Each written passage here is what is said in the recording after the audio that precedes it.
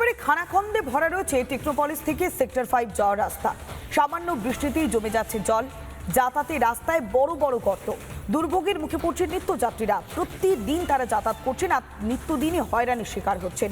রাস্তার হাল দ্রুত ফেরাবে নতুন সরকার, এমনটাই বিশ্বাস করছেন স্থানীয়রা।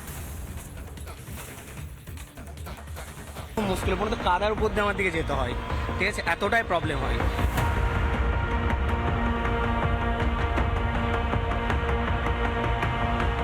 নিউ টাউন লাগোয়া টেকনোপলিস হয়ে সেক্টর 5 যাওয়ার রাস্তা। শহরের প্রধান আইটি হাবের এহেন রাস্তার অবস্থা ততই বছর। রাস্তার দিকে দিকে বড় বড় গর্ত, খানাখন্দে জীবন জেরবার, চূড়ান্ত ভোগান্তিতে নিত্যযাত্রীরা।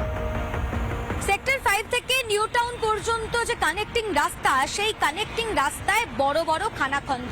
অল্প বৃষ্টি পড়লেই সেই খানাখন্দে জমে যাচ্ছে জল।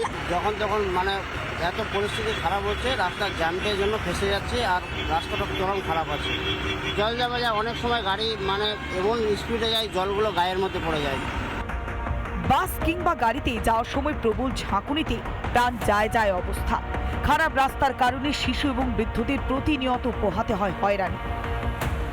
দেখানোর চেষ্টা করি এই মুহূর্তে যে সেক্টর 5 থেকে নিউ টাউন যাওয়ার যে রাস্তা, সেই রাস্তায় কিন্তু কার্যত যে গাড়িগুলো যাতায়াত করছে, সেই গাড়িগুলো কিন্তু অত্যন্ত ঝুঁকি নিয়েই যাতায়াত করছে। বর্ষার জন্য ওই গর্তে জমে যাচ্ছে জল, তাতে কিন্তু আরো সমস্যা হচ্ছে। অসুবিধাটা হবে, রাস্তাঘাট ভাঙাচোরা আছে, প্যাসেঞ্জারের অসুবিধা, গাড়ির ডিস্টার্ব হচ্ছে, গাড়ির যন্ত্রপাতি ভেঙে যাচ্ছে, এই হলো অবস্থা, পাবলিকের অসুবিধা। সল্টলেক রাজ্যের প্রধান আইটি হাব, তাছাড়াও গোটা সল্টলেক জুড়ে ছড়িয়ে ছিটিয়ে রয়েছে অসংখ্য সরকারি অফিস। বহু মানুষ প্রতিদিন কর্মসূত্রে আসেন সল্টলেকে। খারাপ রাস্তার কারণে প্রবল ভোগান্তি পোহাতে হয় পথচারীদেরও। মুশকিল পড়ে তো কাদার উপর দিয়ে আমার দিকে যেতে হয়, ঠিক আছে, এতটাই প্রবলেম হয়। মাঝে মধ্যে ভাবি যদি কবে ঠিক হবে, ঠিক হলে অন্তত অফিসটা ঠিক করে যেতে পারবো হেঁটে। আমরা তো একটুখানি, তো আমাদের গাড়ি ধরার দরকার পড়ে না, তো আমরা হেঁটে যেতে পারি না। ঠিক রাস্তাটা খুবই তাড়াতাড়ি হচ্ছে যে ঠিক করা হোক, যাতে যারা পায়ে হেঁটে যায় অনেকেই যায়, যাদের যেন সুবিধা হয় অনেকটা। পথচারী থেকে গাড়ি চালক প্রত্যেকের প্রত্যাশা দ্রুত রাস্তার হাল ফেরাবে বাংলার উন্নয়নের সরকার। রাজ্যের গুরুত্বপূর্ণ মন্ত্রী কি বলছেন শুনুন একবার।